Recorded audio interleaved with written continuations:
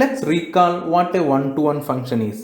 Let's say there is a function f from set A to set B, and set A have elements a1, a2 and a3 in it. Set B has elements b1, b2 and b3 in it. So let's say two elements a1 and a2 map to a same element b1 in the set B. Then we can say that it's not a one-to-one function, right? So for a function f from set A to set B, if that function is a one-to-one function or injection, then no two elements from the set A should map to same element in the set B.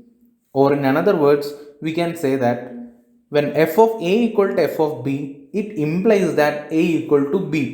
Or taking its contrapositive, we can also say that when A is not equal to B, f of A should not be equal to f of B. Let's take another example of a function f from set A to set B, where the set A has elements 1, 2 and 3 in it, set B has elements A, B, C and D in it. 1 is mapped to the element B, 2 is mapped to the element A and 3 is mapped to the element D. This is a one-to-one function, as no two elements in the set A map to a same element in the set B. That case doesn't happen here, and it is clearly a one-to-one function. Okay, now we have recalled what a one-to-one function is. Now, let's say we have a set A which have elements 1, 2 and 3 in it, and we have a set B which have elements A, B, C and D in it.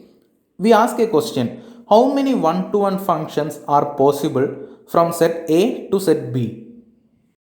Okay, let's answer that question. The function is from set A to set B. Okay, the domain set is the set A which have elements 1, 2 and 3 in it, and the codomain set B is having elements A, B, C and D in it. Okay, cardinality of A is 3 here and cardinality of B is 4 here. Okay, so when we try to map the element 1 in the set A, there are 4 possibilities. It can be mapped to A, B, C or D. There are 4 possibilities. Okay, so let's say we chose one of them, and now we have to map the element 2. Now 2 have remaining 3 possibilities. Why the element 2 doesn't have 4 possibilities?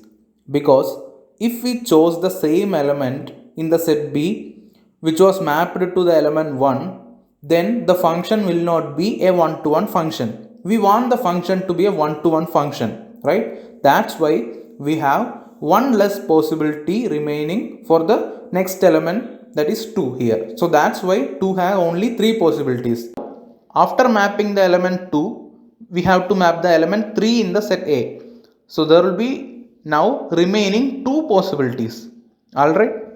And the element 3 can be mapped to any of these 2 possibilities. Now, using our extension of product rule, we have number of one-to-one functions possible from set A to set B is 4 into 3 into 2, which is 24. Now, in general, if there is a function f from set A to set B, where cardinality of A is m and cardinality of B is n, and n is at least m, we are asking how many one-to-one functions are there from set A to set B. Okay. So let's see. Set A have m elements. Let's say a1 to am. There are m elements in the set A, and set B have n elements b1 to bn. Okay, and it's given that n is at least m. I mean, n is greater than or equal to m.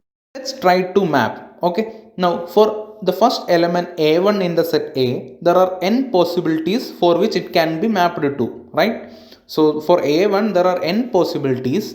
It can be mapped to b1, b2 or bn, right? Any of the bi's. There are n possibilities, right? Now for a2 there will be one less possibility from that of a1, right? Because for a1 we selected one element from the set B. Now we can't map the same element for a2 also, then it won't be a one-to-one function. That's why for a2 we have n minus 1 possibilities for mapping, right? And for a3 we have again one less possibility, that is n minus 2. Alright, now similarly for am we have n minus m minus 1 possibilities. Okay, n minus m minus 1, which is n minus m plus 1. Alright, now we use the extension of product rule and we get that number of such mappings possible is nothing but n into n minus 1 into n minus 2 into and up to into n minus m plus 1.